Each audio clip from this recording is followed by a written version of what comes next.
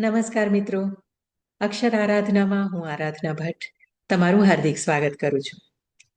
આવતીકાલનો ઉજાસ આ શ્રેણીમાં તમારો પરિચય એવી પ્રતિભાઓ સાથે કરાવી રહી છું જેમની કાંતિ પરોઢે ઉગતા સૂર્યની જેમ ખીલી રહી છે અને જ્યારે એ પૂર્ણ કળાએ ખીલીને આકાશ મધ્યે પહોંચશે ત્યારે એ આપણી આવતીકાલને અજવાળશે. એના સ્પષ્ટ ચિહ્નો આજે આપણને દેખાય છે. આજે તમારી મુલાકાત કરાવી રહી છું અમદાવાદના ચિત્રકાર આરતી પટેલ સાથે. આરતીબેન વોટર કલર આર્ટિસ્ટ છે અને એમના અનેક સોલો અને ગ્રુપ પ્રદર્શનો દેશ વિદેશમાં યોજાઈ ગયા છે. યુરોપ તેમજ એશિયાના દેશોમાં એમના ચિત્રોની પસંદગી પ્રદર્શનો માટે થઈ હતી. ગત વર્ષે એટલે કે 2025માં ગુજરાત રાજ્ય લલિત કલા અકાદમીનો 2025ના વર્ષનો બેસ્ટ વોટર કલર આર્ટિસ્ટનો એવોર્ડ તેમને એનાયત થયો હતો.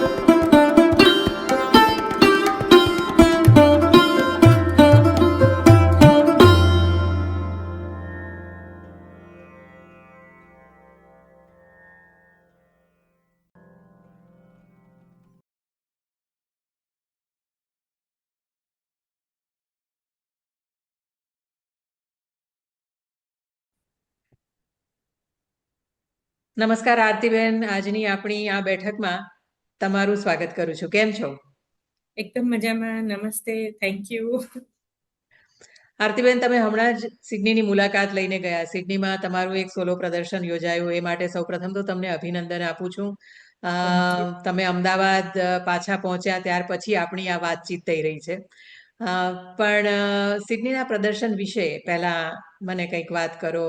એની ભૂમિકા, એ કઈ રીતે યોજાયું, છેક ભારતથી તમે તમારા આટલા બધા, અમદાવાદથી આટલા બધા પેઇન્ટિંગ્સ લઈને અહીંયા આવ્યા, એનું આયોજન કઈ રીતે થયું, અને પછી એના પ્રતિભાવો તમને શું મળ્યા? અહીંયાના દર્શકો આવ્યા અને એમને તમારા હેરિટેજ પેઇન્ટિંગ્સ જોઈને શું લાગ્યું? એમણે કેવા કેવા પ્રતિભાવો આપ્યા? એની સૌ પ્રથમ વાતો કરો.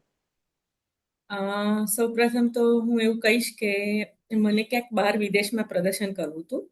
તો હું પ્રયત્ન કરી રહી હતી કે અમેરિકા કે કેનેડામાં થાય, કારણ કે યુઝ્યુઅલી અમે પટેલ છીએ, ત્યાં આગળ અમારા ઘણા બધા સગા છે. મારો ભાઈ છે અમેરિકામાં અને કેનેડામાં મારો દીકરો છે. તો મને વર્ષથી હું ટ્રાય કરતી હતી પણ કંઈ વર્કઆઉટ નહોતું થતું. એટલે પછી ખબર નહીં કેમ નહોતું થતું, બીજા બહુ જ ટ્રાય કર્યો. મારા ભાઈએ જઈને આર્ટ ગેલેરીને એપ્રોચ કરીને કર્યો, પણ ત્યાંની સિસ્ટમ કદાચ અલગ છે. તો ક્યાંકથી એકદમ યાદ આવ્યું કે મારી ખાસ સખી કહો કે બેન કહો કે મિનલ દલાલ કરીને છે, કે જે સિડનીમાં રહે છે. અમે 2012ની આજુબાજુ સિડનીમાં ખાલી એને મળવા આવ્યા હતા. એટલે અમને એવું થયું કે મેં પૂછી જોયું કે મિનલ, મને એક ઈચ્છા છે, આવી રીતે હું ટ્રાય કરું, અને આર્ટ ગેલેરીનું એડ્રેસ ને તું જોઈએ આપને મને, તારા ઘરેથી કેટલું દૂર છે. કારણ કે પરદેશમાં આપણે કહીએ, હું અમદાવાદમાં રહું છું, એટલે પરદેશમાં એટલું ઇઝી નથી હોતું જલ્દી જવાનું ને એવી રીતે. એટલે મને એવું થાય કે કઈ જગ્યાએ છે, ભૌગોલિક ખબર જ ના હોય અને બહુ જ દૂર હોય તો એને અગવડ પડે એવું છે કે હું જાતે મેનેજ કરી શકું એમ છું કે એવી રીતે. તો મિનલનું પહેલું જ એવું વાક્ય કે તું જ્યાં હોય ત્યાં પણ કર જ, બસ, મને બહુ જ આનંદ થશે તું અહીંયા કરીશ તો. એટલે મિનલનું આ પહેલું વાક્ય હતું ને, કદાચ એ મને આમ લઈ ગયું આગળ એમ. અને પછી મેં ગેલેરીઓને એપ્રોચ કર્યા, તો મને આ જે ગેલેરીમાં મેં કર્યું ને, 371 ગેલેરી, એનો એપ્રોચ બહુ જ સરસ હતો એમનો. અને લુઈસ બેક કરીને એના આર્ટ ગેલેરીના ઓનર હતા. તો એમણે મને બહુ જ સરસ રીતે વેલકમ કર્યું અને એમની જોડે બધા કન્વર્સેશન ચાલ્યા અને અલ્ટિમેટલી મેં એમની જોડે ફાઇનલ કર્યું હતું ત્યાં. એટલે આ રીતે મારું ત્યાં આવવાનું નક્કી થયું. અને બીજું એક, ગુજરાત ગવર્મેન્ટ છે ને, એ ગુજરાતી આર્ટિસ્ટ અને ગુજરાતમાં રહેતા આર્ટિસ્ટોને એ લોકો એક ગ્રાન્ટ આપે છે. તો એ લોકો આર્ટિસ્ટને જીવનમાં એક વખત વિદેશ જવાની ગ્રાન્ટ આપતા હોય છે. તો એ પણ એક પુશબેક મળ્યું એમ, કે ચલો હું ગ્રાન્ટ લઉં અને મને કેવો થશે શો. ને તમે વિદેશમાં કરતા હો એટલે તમને કોઈ આઈડિયા જ ના હોય કે કેટલા લોકો વિઝિટ કરશે, શું થશે. કારણ કે હું અત્યારે 15% લોકોને જ કદાચ ઓળખતી હતી અને ફર્સ્ટ ટાઈમ મળેલી હતી. બાકીના બધા મારી લાઈફમાં પહેલી વાર મળવાના હતા. એટલે કોઈ આઈડિયા જ નહોતો કે કેવી રીતે ફૂટફોલ આવશે અને શું થશે. એટલે અમે છેલ્લા 3 મહિનાથી બધા જ પ્રયત્ન કરતા હતા. મારા ફાધર ઇન લો ડોક્ટર છે ને, એમના એક ખાસ ફ્રેન્ડ છે નવીન કાકા, ડોક્ટર નવીનભાઈ પટેલ. એમણે પણ બહુ જ સુંદર પ્રયત્ન કર્યા હતા, મિનલે કર્યા હતા, બીજા મારા કઝિને કર્યા હતા. બધા જ ના પ્રયત્નો ચાલુ હતા. અમદાવાદના ફ્રેન્ડ્સ કરતા હતા, સગાવાલા. પણ કોઈને આર્ટ ગમે છે ઘરે બેઠા, અને ગેલેરી સુધી આવવું એક અલગ જ પ્રક્રિયા છે. એટલે એમાં કેટલા સક્સેસ જઈશું કોઈ આઈડિયા જ નહોતો. ઇવન આર્ટ ગેલેરી વાળા બી મને કહેતા હતા કે તમારા કાર્ડ મને આપજો, હું અહીંયા બધે ડિસ્પ્લે કરીશ, અને અહીંયા એવી સિસ્ટમ છે કે બધા આવતા હોય છે. પણ મનમાં એક આમ નાનું નાનું આમ એવું થયા કરે કે આ કેટલે સુધી સરસ સક્સેસ જશે કોઈ આઈડિયા નહોતો. એટલે હું 16મી ડિસેમ્બરે ત્યાં ઉતરી, 16મી ફેબ્રુઆરીએ હું સિડની આવી, અને અમે 17મી 18મીએ ત્યાં ડિસ્પ્લે કર્યો, અને 19મી તારીખે ઓપનિંગ જેવું હતું. તો પ્રાર્થના કરીને, કારણ કે મારે છે ને એવું હતું કે ત્યાંની સિસ્ટમ ને અહીંયાની સિસ્ટમ લગભગ સરખી જ છે, કે આપણે એક દિવસ ઓપનિંગ રાખતા હોઈએ છીએ, 2 કલાકનો લગભગ ટાઈમ હોય, અને આપણે કંઈક બી આપણા ગુજરાતીઓમાં આપણે શું કહીએ, ચા નાસ્તો રાખીએ કે આઈસ્ક્રીમ રાખીએ, અને ત્યાંની પ્રમાણે ડ્રિંક્સ રાખતા હોય છે, અને એવી રીતે. પણ મને ખાસ ઓપનિંગ એવું નહોતું કરવું, કેમ કે મારા માટે ફર્સ્ટ ટાઈમ કોઈ આર્ટ ગેલેરી આવી રહ્યું હતું. તો મને એવું હતું કે એને જે ટાઈમે 4 દિવસમાંથી 19, 20, 21, 22 જે ટાઈમે ફાવે ને એ ટાઈમે આવે. એટલે ઓપનિંગનો ટાઈમ કરીએ ને તો બધા યાદ કરીને એવું થાય કે ચલો આપણે એ ટાઈમમાં જઈએ. તો મને એવું નહોતું કરી દેવું કે કોઈ દૂરથી મારા માટે આવ્યું, કારણ કે મારી ફ્રેન્ડના ત્યાંથી 40 કિલોમીટર દૂર જગ્યા હતી. એટલે મને એવું નહોતું કરવું કે આ બહુ જ દૂર છે તો કોઈને એવું ના થાય કે ચલો મારે શનિવારે સાંજે જ ટાઈમ કાઢીને જવું છે, એવું નહોતું કરવું. એટલે અમે એવી રીતે રાખ્યું હતું કે એ દિવસે સવારે આવી રીતે પ્રાર્થના કરી અને અમે ઓપનિંગ કર્યું. અને કદાચ ઈશ્વરના આશીર્વાદ હશે મારા ઉપર કે એ દિવસથી જ સરસ ફૂટફોલ રહ્યો, ગુરુવારથી જ. અને બધાને સરસ વોટર કલરમાં ઇન્ટરેસ્ટ પડતો હતો. ત્યાંના લોકલ લોકો પણ એ દિવસથી આવ્યા અને એક આર્ટિસ્ટ આવ્યા હતા પમેલાબેન કરીને. તો એમને તો એવું જ થયું કે તમે કેમ આટલા ઓછા દિવસ માટે રાખ્યું, એમ કે અહીંયા તો અઠવાડિયું તો મિનિમમ બધા રાખતા જ હોય છે. પણ મેં કીધું હું બહારથી આવતી હતી, મને કોઈ આઈડિયા જ નહોતો અને આટલા બધા દિવસમાં કેવી રીતે વર્કઆઉટ થશે ને એ રીતે, એટલે મેં કીધું કે મારા અમુક લિમિટેશન હતા એટલે મેં નહોતું રાખ્યું. પણ કે ના જરૂર, તમારું બહુ જ સુંદર કામ છે અને હું મારા ગ્રુપમાં બી શેર કરીશ. એટલે એમણે પણ બહુ બધાને કીધું હશે ને આવ્યા હતા લોકો. એટલે પહેલા દિવસથી જ ત્યાંના લોકલ લોકો, એટલે આપણી ભાષામાં ના કહીએ કે ત્યાંના ગોરિયાઓ કહીએ કે જે કહીએ, તો એ લોકો પણ સરસ પ્રતિસાદ સાથે આવતા હતા અને એમને બહુ જ ગમ્યું. અને સેલ થાય કે એવું કશું મેં વિચાર્યું જ નહોતું એ સાઈડનું પાસ. કારણ કે મારા ગુરુજી છે કે નટુ સર, તો એમણે હંમેશા એવું કીધું કે સોલો શો કરતા હોય તો બહુ જ એટલું બધું મનમાં નહીં રાખવાનું કે સેલ થશે એમ. થાય તો ઠીક છે, ના થાય તો કરવાનું, એવું નાસીપાસ નહીં થવાનું, બસ કરવાનું કામ એમ. એટલે મને એવું હતું કે ઓકે, એ સાઈડનું કશું વિચાર્યું નહોતું. પણ 11 વાગે ખોલ્યું ને 11:10 જ પહેલું પેઇન્ટિંગ સેલ થયું. અને હવે હું ત્યાંના લોકોનું કહું કે જે ફર્સ્ટ કસ્ટમર હતા, તો મારા મનમાં એવું હતું કે પહેલા 5 કસ્ટમરને થોડું ડિસ્કાઉન્ટ આપીશ એમ. ઇન્ડિયન હોય કે ના હોય એવી રીતે મેં વિચાર્યું હતું. પણ એમણે મને ના પાડી, આપણા ગુજરાતી હતા અને મને ના પાડી કે ડિસ્કાઉન્ટ લેવાનું જ ના હોય, આ બોણી કરાઈએ છે એટલે બોણી તો પૂરેપૂરી જ આપવાની હોય. એટલે એમનો ભાવ કેવો હતો, મને આમ જર્જરી આવી ગયા કે ઓ એવું કેવું, આમ કે આવા પારકા દેશની અંદર મને કોઈ આવું કહેનાર મળે અને મને આશીર્વાદ આપે, એમણે માથે હાથ મૂકીને કે મંજુબેન ને અરવિંદભાઈએ કે ના બેટા, એમ કે તારે આ હકથી લેવાનું છે અને બસ આ પેઇન્ટિંગ આવી રીતે અમે લઈ જઈશું એમ. બહુ જ આમ કંઈક જુદી જ ફિલિંગ થઈ કે આ કંઈક આશીર્વાદ કંઈ અલગ જ મળી રહ્યા છે, કે કંઈક ઈશ્વર કંઈક જુદું જ કરી રહ્યો છે. અને એ દિવસથી સરસ પ્રતિસાદ રહ્યો. બીજા દિવસે બી બધા સરસ આવ્યા. શનિ રવિમાં તો ખૂબ પ્રતિસાદ રહ્યો અને લોકોને મારું કામ તો ગમ્યું. એમને વોટર કલરની સ્ટાઇલ બધા ડિસ્કસ કરતા હતા, ત્યાંના આર્ટિસ્ટો પૂછતા હતા એમને કે કેવી રીતે તમે આ કરો છો, કેવી રીતે ટેકનિકલી અમુક વસ્તુ વર્ડ હોય, અમુક વસ્તુ પૂછતા હતા. ઓફકોર્સ ત્યાંનું મટીરિયલ બધું જ ડિસ્કસ કરતા હતા ત્યાંથી બધા લોકો. અને ગમવું બરોબર હતું અને એપ્રિસિએશનના રૂપે એ લોકો મારું ઇન્ડિયન કલ્ચરને પોતાના ઘરે લઈને સુશોભિત કરવું એક અલગ વાત હતી, જે થયું. અને મને અહીંના ગુજરાતના એક બહુ સિનિયર આર્ટિસ્ટ છે, તો એમણે મને એવું કીધું હતું કે હું જ્યારે બધા પેઇન્ટિંગ લઈને આવતી હતી ને, તો હું બધા સબ્જેક્ટ લઈને આવતી હતી. યુઝ્યુઅલી હું વધારે હેરિટેજ કરું છું, મને ગમે છે, પણ ઇન્ડિયન હેરિટેજ સિવાયના સબ્જેક્ટ પણ હું લઈને ત્યાં આવી હતી. તો ઘણા બધાએ મને એવું કીધું હશે ને, એમાં આમનો અલગ રિવ્યૂ હતો. જયંતભાઈ પરીખ કરીને એક બહુ સિનિયર આર્ટિસ્ટ છે, તો એમણે મને એવું કીધું કે તું ભલે બધા જ સબ્જેક્ટ લઈને જાય છે, પણ ત્યાંના લોકોને પણ હેરિટેજ ગમે જ છે. એટલે એવું ના વિચારીશ કે આ બાય નહીં થાય કે આ બાય થશે, એવું કશું જ નહીં. તું ખાલી બસ સોલો શો કરીને આય અને જોજે કે તને બાય થશે ને તો એ લોકો એવી રીતે લેશે. અને એવું જ થયું કે મારા બનારસના પેઇન્ટિંગ એ લોકોને બહુ જ ગમ્યા, અમદાવાદના હેરિટેજના ગમ્યા. એટલે જે બી સેલ થયું એમાં ઇન્ડિયન સિવાયના જે લોકો લેતા હતા, એ લોકોએ બધા જ પેઇન્ટિંગ આવી રીતે જ લીધા કે અમદાવાદના હેરિટેજના પણ લીધા છે અને બનારસના હેરિટેજના પણ લીધા છે. એટલે એવું નથી કે એક સબ્જેક્ટ, મને એવું લાગ્યું કે સબ્જેક્ટ નહીં, કદાચ ભાવના કે જે હેરિટેજ કે એવું હતું ને કે એમને ગમ્યું એ લઈ ગયા છે. એટલે મને એવું લાગ્યું કે સબ્જેક્ટ મેટર્સ ના કર્યો, કે એમને એવું ના થયું કે મારે બોટના પેઇન્ટિંગ લેવા જોઈએ, કે મને લાગ્યું કે હેરિટેજનું મારું કામ સુંદર હતું, તો હેરિટેજ જ વધારે મારું બધું જ સોલ્વ થયું. વાહ, સરસ. તમને ખૂબ ખૂબ અભિનંદન. આટલો બધા તમને પ્રતિસાદ મળ્યો સિડનીમાં, એ જાણીને મને પણ ખૂબ આનંદ થાય છે. હવે આપણે વાત કરીએ તમારા કળાની શરૂઆતથી. તમારા જીવનમાં કળા ક્યાંથી પ્રવેશી, તમે ચિત્રકળા તરફ કેવી રીતે વળ્યા, સામાન્ય રીતે ગુજરાતીઓમાં કળાનું તત્વ ઓછું હોય છે. પરિવારોમાંથી બહુ એમને પ્રોત્સાહન નથી મળતું. જો કોઈ બાળકોએ કળા સ્વીકારી હોય એમના જીવનમાં તો. તમારા અનુભવો કેવા રહ્યા તમારા પરિવારના, અને તમે કળાની શરૂઆત કઈ રીતે કરી?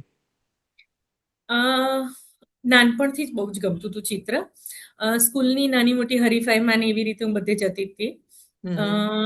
જ્યારે હું 10મામાં હતી તો દરેક પેરેન્ટ્સને એવું જ હોય કે ચિત્ર તો સબ્જેક્ટ તરીકે ના જ લેવાય, કારણ કે માર્ક એમાં એટલા બધા ના આવે.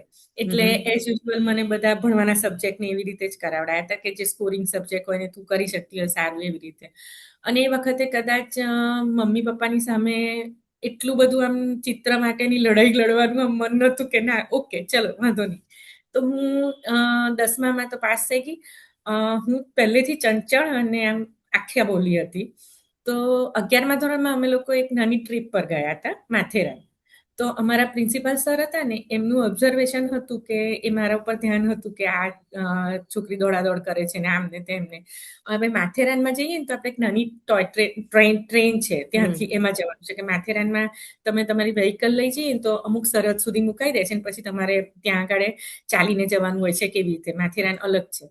તો ત્યાં જતા હતા ને તો ત્યાં સંધ્યા ટાઈમ હતો. તો મને એટલું સરસ લાલીમા વાળું, હજી બી હું એટલા વર્ષો પહેલાનું મને યાદ છે કે એટલું સુંદર કુદરતી દ્રશ્ય સર્જાયું હતું ને કે સંધ્યા ટાઈમ હતો ને પેલો સૂરજ આથમતો હોય ને એવી રીતે. તો હું શાંત પડીને બાજુમાં બેસીને જોતી હતી. તો સરે એનું ઓબ્ઝર્વેશન એકદમ કીન હતું ને એમણે જોઈ લીધું કે હું આ શાંતિથી માણી રહી છું એમ. પછી મને કહે છે કે એમને ખબર હતી કે હું બધી કોમ્પિટિશનમાં પાર્ટ લઉં છું, સ્કૂલના તરફથી રિપ્રેઝન્ટ કરું છું. એટલે સરે મને એવું કીધું કે તને આટલું બધું ગમે છે તો કેમ 10મામાં તે તો નહોતું લીધું ચિત્ર સબ્જેક્ટ? મેં કીધું ના સર. તો કે કેમ એવું કર્યું હતું? એટલે મેં તો મમ્મી પપ્પાએ ના પાડી. તો મેં કીધું ઓકે, પપ્પા મમ્મીની સામે એવું આમ એ વખતે એવું નહોતું. તો કે તને અત્યારે કરવું છે? મેં કીધું હા. તો એમણે મને એ વખતે 11મા ધોરણમાં એક્સ સ્ટુડન્ટ તરીકે 10માનો સબ્જેક્ટ કરાવડાયો અને મેં 10માની ચિત્રની પરીક્ષા આપી. તો કદાચ આ મારો ચિત્રનો કલાકાર થવાનો પાયો હશે કદાચ. અને એ રીતે મેં અને તમે ચિત્રકલાની પરીક્ષા આપો ને તો તમારે ટેકનિકલ નોલેજ ભણવાનું ને બધું જ હોય ને, એટલે વાંચવાનું એવી રીતે હોય. એટલે એટલું ખાલી તમારે ડ્રોઈંગ કરવાનું કે એવું ના હોય. એટલે એમાં થોડુંક સમજ પડી કે આવી રીતે કલાકાર હોય આમ તેમ. અને ચિત્રનું પ્રદર્શન કરવું હોય તો તમારું મૌલિક હોવું જોઈએ. એ ક્યાંક ખૂણામાં કંઈક ઘર કરી ગયું હશે. પછી પેરેન્ટ્સ, જેમ હું 12મું પાસ થઈ સરસ માર્ક સાથે, એટલે પેરેન્ટ્સની ઈચ્છા એવી જ હોય કે તમને સરસ ભણાવીએ કે તમે તમારી જાતે પગ પર ઉભા રહો એવી રીતે. મને ક્યાંક ખૂણામાં તો બી એવું હતું કે મને આર્ટ કોલેજ જવું હતું. એટલે પણ મમ્મીની એવી ઈચ્છા, કારણ કે એમણે એ લોકોએ એવું જોયેલું હતું કે કોઈ કઝિન આવી રીતે ફાઇન આર્ટ કર્યું હતું ને, તો એમના લગ્ન જીવન જ્યારે વખતે મેટ્રિમોનિયલમાં એમાં મૂકે ને તો છોકરાઓને એવો ખ્યાલ ના હોય, કાં તો પેરેન્ટ્સને ખ્યાલ ના હોય છોકરાઓના કે તમે 12મું ધોરણ ભણ્યા છો, ફાઇન આર્ટ કર્યું હોય તો. એટલે એ લોકોને એવું ખબર ના હોય કે કોલેજમાં આવી રીતે આખું ફાઇન આર્ટ ભણાય. તો મમ્મીને એવું થતું હતું કે તું આવું કંઈક ભણીને કરીશ ને બેટા, અને તારે આવી રીતે એરેન્જ મેરેજ કરવાનું થશે ત્યારે તકલીફ થશે ને તો તને બહુ દુઃખ થશે. એના કરતાં તું શોખથી કરે. એટલે મમ્મીએ મને શોખ માટે કોઈ દિવસ ના નથી પાડતી. પણ એને બહુ જ એવું હતું કે પછી તને બહુ જ અંદર ને અંદર ઘૂંટણ થાય કે ના સમજ પડતી હોય ને તારે કહેવું પડે ને એવું થાય ને, એના કરતાં બેટર કે તને શોખથી કર્યા કર, તને જે ગમે. અને ભણવાનું સરસ ભણી લે તો તને જોબ કરવી હોય ને એવું હોય ને તો આપણી પાસે એવું સરસ ભણતર હોવું જોઈએ. એટલે એ લોકો એમના જમાના પ્રમાણે રાઈટ હતા. એટલે એમણે મને એ વખતે બીકોમ કરાવ્યું ને એમ કે આગળ તું એવી રીતે એમકોમ કરે ને એવી રીતે. અને બીકોમ કરીને મારું લગ્ન થયું. અને મારા લગ્ન જીવન ડોક્ટર સાથે થયા, ડોક્ટર કેતુ પટેલ. તો એ સર્જન હતા. અને એમના પપ્પા અને મમ્મી ડોક્ટર તરુબેન અને ડોક્ટર ગોપાલભાઈ એ પણ ડોક્ટર હતા. તો કેતુનું એવું ક્લિયર હતું કે મને નોન મેડિકો વાઇફની જોડે લગ્ન કરવા હતા, કારણ કે મમ્મીએ, મારા સાસુએ 10-12 વર્ષની પ્રેક્ટિસ પછી બાળકો માટે ધીમે ધીમે કામ ઓછું કરી દીધું હતું. અને પછી અમારી પોતાની હોસ્પિટલ હતી, ત્યાં જ મમ્મી બેસતા હતા. એટલે કેતુને પહેલેથી એવું ક્લિયર હતું કે કદાચ આવું કંઈ લગ્ન જીવનમાં થાય તો હું કદાચ ટાઈમ ના આપી શકું. એમને એવું હતું કે એમને સુપર સ્પેશિયાલિટી કંઈક ભણવું હતું, પ્લાસ્ટિક સર્જન થવું હતું. એટલે કદાચ હું ટાઈમ ના આપી શકું તો આપણા બાળકોને મ્યુચ્યુઅલ અન્ડરસ્ટેન્ડિંગ સાથે કે ભાઈ તને આગળ કંઈક કેરિયર ના ડેવલપ કરવી હોય તો જ એમ કે આવી રીતે થઈ શકશે. એટલે મને એવું વાંધો નહોતો કે મને કેરિયર ઓરિએન્ટેડ વખત કશું વિચાર જ નહોતો આવી રીતે. અને પછી અમારા લગ્ન જીવન ચાલુ થયા અને મને આવું નાનું નાનું ગમતું હતું, એટલે હું કંઈક કોપી વર્ક કરું ને એવું બધું તો હું કર્યા જ કરતી હતી. પણ છોકરાઓના જન્મ પછી મારે એક દીકરો છે ને એક દીકરી છે. તો દીકરીને જ્યારે સ્કૂલે મૂકી ત્યાં સુધીમાં મેં વિચારી રાખ્યું હતું કે મને કંઈક એકદમ સરસ રીતે ટ્રેન થવું છે, મારી જાતને કરવી છે કે જે રીતે હું મારું મૌલિક વર્ક કરી અને પ્રદર્શન કરી શકું. એટલે આઈ થિંક 2005ની સાલથી મેં આ ચાલુ કરી હશે અમારી જર્ની. અને મેં પ્રાઇવેટ ક્લાસીસ જોઈન કર્યા, કારણ કે અહીંયા એવી સિસ્ટમ નથી કે તમને કંઈક કોર્સ મળે. હવેની જે સિસ્ટમ છે કે તમે ઘરે બેઠા શિક્ષણ લઈ શકો એવું નથી. એટલે એ વખતે મેં ભલે સ્લો, કારણ કે છોકરાઓને સાથે બધું કરવાનું હતું, એમના ભણતર સાથે ને એમનું નાનું મોટું મૂકવા જવાનું સ્કૂલની સાથે બધું, તે સાથે મેં ચાલુ કર્યું હતું. અને ધીમે ધીમે કામ કરતી ગઈ. વીકમાં મને લાગે છે 5 થી 10 કલાક મિનિમમ આપતી હતી પહેલા તો. પછી ધીમે ધીમે વધારતા ગયા અને જેમ જેમ બાળકો મોટા થતા ગયા એમ અમુક જવાબદારી બી આવતી હતી, એ પણ કરવાનું અને સાથે સાથે આ બધું જ કરવાનું. અને ધીમે ધીમે કરીને 2011માં અમે લોકો લગભગ 10 બહેનોએ પહેલો ગ્રુપ શો કર્યો હતો. અચ્છા. અને એમાં મેં વોટર કલરનું કામ મૂક્યું હતું.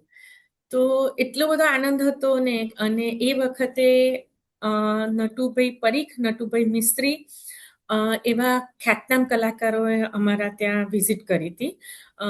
તો બહુ જ બધા આર્ટિસ્ટો જેટલે બી આવતા હતા, વિનોદભાઈ રાવલ, વિનોદભાઈ પટેલ, એ બધા અમદાવાદના બહુ સરસ આર્ટિસ્ટો છે. નાગજીભાઈ પ્રજાપતિ, નાગજીભાઈ ચૌહાણ.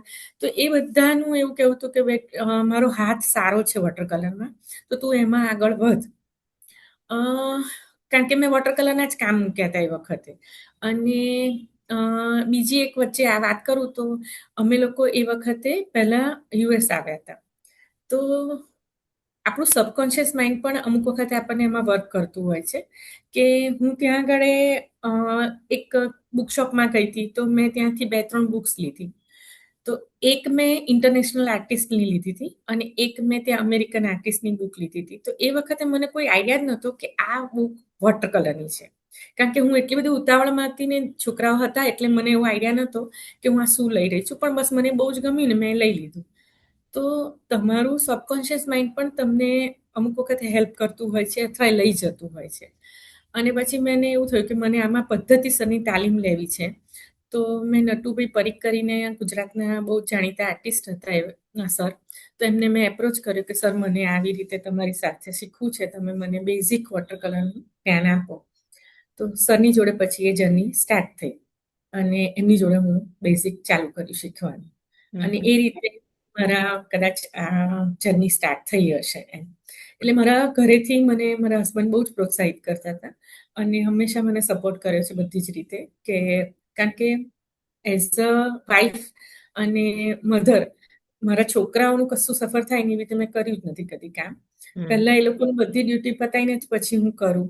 એટલે તૈયાર હોય એમનું અને પછી મારો ટાઈમ કાઢીને હું મારું કામ કરતી હતી. એટલે મને બંને એન્જોય કર્યું છે મેં, મધરહુડ અને મારું આ જર્ની. વાહ. તમે વાત કરી એમાંથી દેખાય છે કે વોટર કલરનું માધ્યમ તમે અનાયાસ જ આ પુસ્તક તમારા હાથમાં આવ્યું અને તમે એ માધ્યમ પસંદ કર્યું. તમને ત્યાર પછી બીજા કોઈ માધ્યમમાં કામ કરવાની ઈચ્છા થઈ હોય કે તમે પ્રયત્ન કર્યો હોય એવું બન્યું ખરું? સામાન્ય રીતે લોકોને પોતાના ઘરમાં કોઈ પેઇન્ટિંગ વસાવવું હોય ગૃહના સુશોભન માટે, તો સામાન્ય રીતે લોકો ઓઇલ ઓન કેનવાસ તરફ જતા હોય છે, કારણ કે એવું માનવામાં આવે છે કે વધારે ટકાઉ હોય છે. તમારો શું અનુભવ છે? તમે બીજા કોઈ માધ્યમોમાં કામ કર્યું છે? અને જો કર્યું હોય તો એ માધ્યમો તમે બાજુએ મૂકીને પછી વોટર કલરમાં કઈ રીતે આગળ વધ્યા કે શા માટે આગળ વધ્યા? તમારી વાત ખૂબ સાચી છે અને વર્ષોથી આપણે જોતા હોઈએ છીએ કે યુરોપમાં પહેલેથી કળાનું બહુ જ પાયો છે. અને ત્યાંના પહેલાના પેઇન્ટિંગ જોઈએ તો આપણે બધા ઓઇલ પેઇન્ટિંગ વધારે જાણીએ છીએ કે ઓઇલ પેઇન્ટિંગમાં જ બધાએ બહુ જ કામ કર્યું છે. પણ મને સમહાવ ખબર નહીં વોટર કલર ચૂઝ કરી હશે કદાચ. મેં બધા જ મીડિયમ ટ્રાય કર્યા હતા. એક્રેલિક પણ કર્યું, ઓઇલ પણ કર્યું, પણ વોટર કલર કરું ને તો એક આનંદ જ જુદો આવતો હતો અંદરથી અને હું કરી શકતી હતી. કદાચ હું વોટર કલર છે ને એક જરાક ટ્રિકી અને જલ્દી કરવાનું મીડિયમ છે. હમ એટલે એ જ્યારે કરીએ ને તો એમાં પહેલેથી જ જે લાઈટ રાખવાની હોય કે પ્રકાશ છોડવાનો હોય તો એ બધું તમારે પહેલેથી ગણતરી સાથે કરવાનું હોય છે. અને હમ પેપર પર કામ કરવાનું, પાણી સાથે કરવાનું, એટલે એ અમુક કલાકની અંદર તમારું પતી જવું જોઈએ. અને એને તમારી ફ્રેશનેસ રાખવા માટે તમે 1, 2 ને ત્રીજા લેયરથી વધારે કામ ના થાય. જે ઓઇલની અંદર તમે એક પેઇન્ટિંગ ચાલુ કરો તો ઘણા વખત સુધી અને ઘણા આર્ટિસ્ટો વર્ષો સુધી કામ કરતા હતા. એટલે એવું ના થઈ શકે એમાં કે તમે રિપીટેશન કરો કે એવું બહુ ઓછું થઈ શકે, ના થઈ શકે. કારણ કે અમુક પેચને પછી બહુ જ નથી સારું લાગતું, એનું રિઝલ્ટ સરસ નથી આવતું. એટલે કદાચ મારા સ્વભાવ પ્રમાણે હશે કે રીતે કદાચ વોટર કલર જ મને ચૂઝ કરી હશે, મેં નહીં કર્યું હોય. અને મને એ માધ્યમ મજા આવતી હતી, કરવાનું ગમતું હતું. એટલે એમાં જ વધારે કામ કર્યું. ઓઇલમાં કર્યું છે અને એક્રેલિકમાં કર્યું છે, પણ કદાચ મને આ માધ્યમની જોડે લગાવ રહ્યો જ છે પહેલેથી. એટલે હમ એ મેં વધારે સારી રીતે હું કરી શકું છું. એટલે હું એમાં કામ કરું છું. હમ તમારી જે ટેકનિક છે એને પ્લેન એર કહેવાય છે. એ ટેકનિક, એ ટેકનિકલ શબ્દ વિશે થોડીક વધારે માહિતી આપશો મિત્રોને. 1800ની સાલની અંદર યુરોપના થોડાક આર્ટિસ્ટ હતા કે જેમને ઘરે બેસીને સ્ટુડિયોમાં જે કાયમની વર્ષોથી બધા પેઇન્ટિંગ ઘરે બેસીને સ્ટુડિયોમાં બનતા હતા, એ તોડીને અમુક 8-10 પેઇન્ટરોએ બહાર જઈને કામ કરવાનું એ લોકોને હમ મજા આવતી હતી. અને એ એરાને ઇમ્પ્રેશનિસ્ટ એરા કહેવાયો, ઇમ્પ્રેશનિઝમ કહેવાયો. તો એ લોકોને એવું થતું હતું કે ત્યાંના પડછાયા, ત્યાંનો પ્રકાશ, ત્યાંનું વાતાવરણ એ ઝીલવાનું ગમતું હતું. અને બહાર બેસીને કામ કરવાનું, સ્પોટ પર જઈને કામ કરવાનું. તો તમે ત્યાંનો છાયા પ્રકાશ લેવો, તમારું વાતાવરણ લો અને જલ્દી જે તડકો ખસતો હોય તો એને જલ્દી તમે સ્કેચ કરીને એને લો. તો એ જે થયું ને એને પ્લેન એર કહેવાય કે તમે બહાર બેસીને કંઈ કામ કરો છો. તો મારું માત્ર એટલું પ્લેન એર નથી, પણ હું ઘરમાં પણ કામ કરું છું અને બહાર પણ કામ કરું છું, એટલે સ્ટુડિયોમાં પણ કામ કરું છું. એટલે પ્લેન એર એટલે એક એવી એક્ટ કે જેને તમે સ્પોટ પર જઈને કામ કરો છો. હમ તો એ ચેલેન્જિંગ હોય છે. કારણ કે અત્યારે આપણે ઘરે કે કોઈ બી સ્ટુડિયોમાં કામ કરીએ તો એ વાતાવરણ તમારું કંટ્રોલમાં હોય છે. તમારી આજુબાજુ કોઈ હોતું નથી. તમે આરામથી કામ કરી શકો છો. જ્યારે તમે સ્પોટ પર કામ કરો તો ઇન્ડિયા જેવા જગ્યાએ તમે ક્યાંય બી જાઓ તો તમારી આજુબાજુ લોકો ક્યુરિયસ જ હોય કે તમે શેના માટે કરી રહ્યા છો, આ શું કરી રહ્યા છો. હમ અને મેં અહીંયા ચાલુ કર્યું અમદાવાદમાં, તો હું લગભગ 2015-16થી હું અમદાવાદની પોળોમાં અમદાવાદના હેરિટેજ સ્થળોની મુલાકાત લઈ અને ત્યાં કામ કરતી હતી. તો બધાને એવું જ થાય કે તમે સ્કૂલના સ્ટુડન્ટ છો, સવાલ હોય જ. કારણ કે ક્યુરિયોસિટી કે આ શું કરી રહ્યા છે, કેમ આવું કરી રહ્યા છે. પહેલા કદાચ જોયું હોય, પણ કદાચ મને એક આર્ટિસ્ટ તરીકે જોતા હોય તો મને એવી રીતે પૂછે કે તમે કેમ કરો છો, સ્ટુડન્ટ છો, ટીચર છો, એવી રીતે. એટલે બહારનું છે ને બેસીને કામ કરવું એ ચેલેન્જિંગ વધારે હોય છે. અને ભારતની આબોહવા પ્રમાણે તો ખાસ, કારણ કે અહીંયા ગરમી વધારે હોય છે. એટલે એક ચેલેન્જ સાથે તમારે કામ કરવાનું, એક તડકો, છાંયો એ બધું જોઈને બેસવાનું કઈ જગ્યાએ, એટલે અઘરું હોય છે. મને ગમે છે, મને ચેલેન્જ ગમે છે. એટલે મને કદાચ એવું છે કે હું વીકમાં એકાદ વખત પ્રયત્ન કરું કે બહાર જવાય તો પહેલો. અને પછી એમાં જે કરીને આવ્યો ને એનો એક એક્સપિરિયન્સ અલગ હોય છે. કારણ કે હમ તમે ત્યાં આગળ બહુ જ બધું દેખાતું હોય, સબ્જેક્ટ વાઇડ હોય, એમાંથી તમારે થોડુંક કરી અને સિમ્પ્લિફાય કરીને તમારે જે સ્ટોરી બતાવી છે એ વ્યુઅરને બતાવવાની છે. હમ એક એક અલગ રીતનું ચેલેન્જ હોય છે. અને તમે ઘરે કરો જ્યારે તમે ફોટા પરથી કરવાના છો, એટલે એ તમારી જોડે અલગ છે. કારણ કે ફોટો છે જ તમારી જોડે, તમારી જોડે અવર્સના અવર્સ છે. પણ પેલું તમે કંઈક અમુક કલાકોમાં જ કામ કરીને પાછા આવવાના છો. એટલે એ અલગ રીતે હોય છે, પણ મને એની મજા આવે છે. એટલે હું એ લઈને મારામાં પ્રયત્ન કરું છું કે મને એ મજા બી માણું અને સ્ટુડિયોમાં પણ કામ કરું. એટલે હું બંને હમ રીતે કામ કરું છું. હમ તમને સ્થળોના ચિત્રો બનાવવાનું વધારે ગમે છે. અ, એટલે તમે નેચર તો કરો જ છો, પણ સ્થળોના ચિત્રો અને ખાસ કરીને હેરિટેજ સ્થળો, એમાં વિશેષ રસ કેમ પડ્યો? નટુભાઈ સર છે ને, એમની જોડે અમે એવું શીખ્યા કે બહાર જઈને કેટલું બધું મેં કીધું ને એમ, સબ્જેક્ટ બહુ જ મોટો હોય. તમે બેસો ત્યારે તમારા આંખોના લેન્સની અંદર બધું બહુ જ દ્રશ્ય દેખાતું હોય. તો હું બેસું કે મારા બીજા ફ્રેન્ડ્સ બેસીએ તો બધાને અલગ અલગ વસ્તુ ગમતી હોય છે. કારણ કે તમે બગીચામાં જાઓ તો તમે કેટલા બધા ફૂલો જોતા હો છો. તો કોઈકને ગુલાબ ગમે, તો કોઈને ચંપો ગમે, તો કોઈને સુગંધિત ફૂલ ચમેલી બી ગમે. તો એવી રીતે અમે જ્યારે બહાર પ્લેન એર કરવા જઈએ ત્યારે આપણે એમાંથી નક્કી કરવાનું હોય છે કે આપણે શું કરવું છે ને કેવી રીતે લેવાનું છે. તો મને એવું થયું કે અનાયાસ કદાચ મારે 2016માં એક્ઝિબિશન કરવું હતું અને મારા મેન્ટોર ભાવેશભાઈ ઝાલા છે.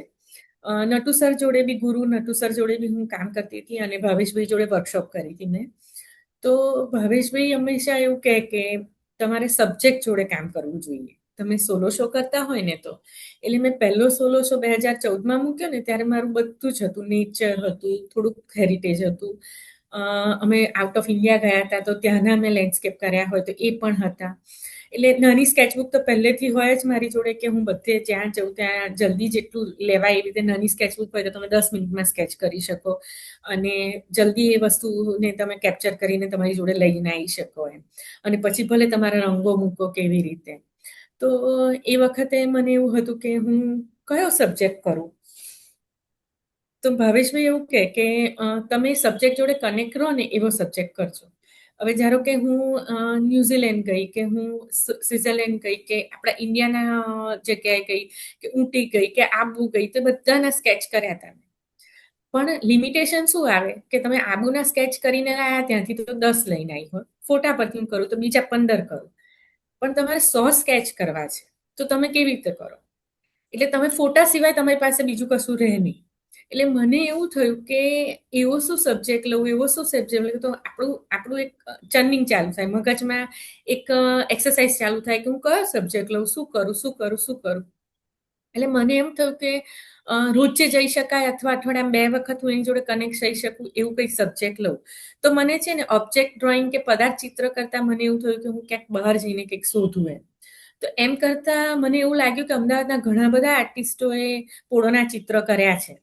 તો લોકોના સારા આર્ટિસ્ટના ચિત્ર જોઉં તો મને બહુ ગમે, પણ મને એમ થાય કે હું પોળમાં જઈને ઊભી રહું તો હું આને કેવી રીતે લઉં, કેવી રીતે કેપ્ચર કરું, એ મારા માટે બહુ જ ઘર્ષણ ચાલતું હતું એમ. કે મને આ ગમશે, હું આને કેવી રીતે સરસ રીતે ગમાડું એમ. ચિત્ર બનાવીએ, ડ્રોઈંગ કરવું અલગ છે ને ચિત્ર બનાવવું એટલે એની અંદર ભાવ ને પેઇન્ટિંગના કલર ને બધું થાય. તો મને એમ થાય કે હું એને એટલું સરસ રીતે હું એને આપી શકીશ એમ, મારી રીતે હું કરી શકીશ એમ કે મને જ ગમે એમ. પહેલા તો મને ગમવું જોઈએ.